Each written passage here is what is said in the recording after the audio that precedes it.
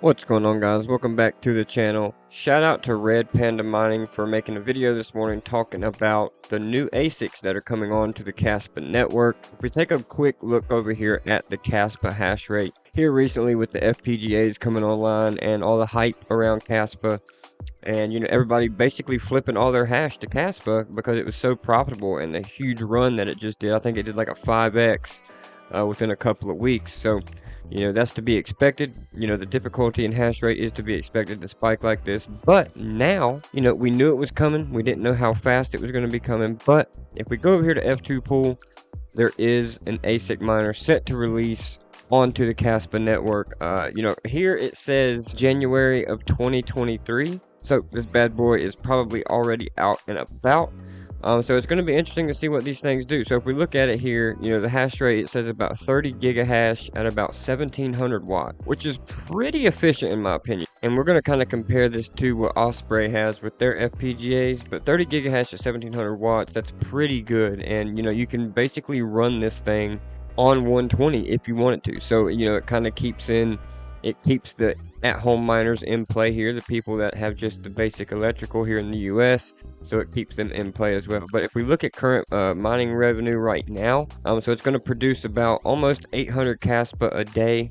The revenue per 24 hours would be $23.61, and it would only cost you $2.45 to run this machine. And of course, once you start seeing more of these come online, these numbers are going to change drastically, but it's not going to have as huge of an impact, say, as the KA3 did or the K7, just because it's not that much more of a rush of hash rate coming onto the network. Bitmain just straight come out and murdered all the competitors and the KDA and CKB hash rate, and this guy won't do that. 30 gigahash is a good bit of hash, but it's not an absurd amount that the hash rate has never seen before, like KDA and CKB. So like I said, let's compare this to the Osprey here, and just a few little parameters for this guy here is, not only is this the FPGAs, they're also talking about further future support here for Ergo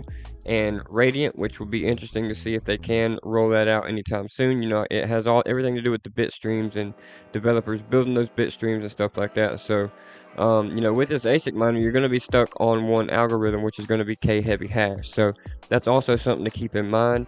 And another thing is that these FPGAs are super efficient.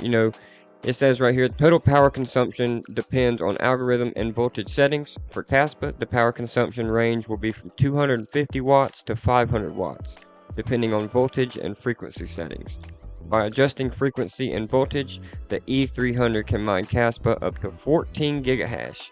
So if you put that into consideration, you're between 250 to 500 watts, 14 gigahash. So 14, and that's already half the mining power that this can do. So this can do 30 gigahash and this can do 14.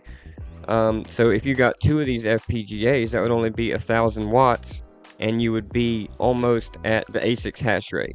And the ASIC is going to be pulling 700 more watts compared to the FPGA here. So is it time to purchase one of these guys? That's completely up to you. For me, FPGAs are just a little bit more risky than I like to play, right? You got to depend on developers. You got to depend on them, keeping bit streams around and expanding out to other coins and stuff like that. To me personally, I love mining Kaspa on the GPUs because if anything was to happen, you can just switch to something else, right? And this price point is fairly high, in my opinion, fairly high. So, but one thing that I did know you can do is, you don't have to buy all three boards here. You can break this down into like one or two boards, and the price will go down, and depending on how many boards you get is how much you pay. So this purchase is completely up to you.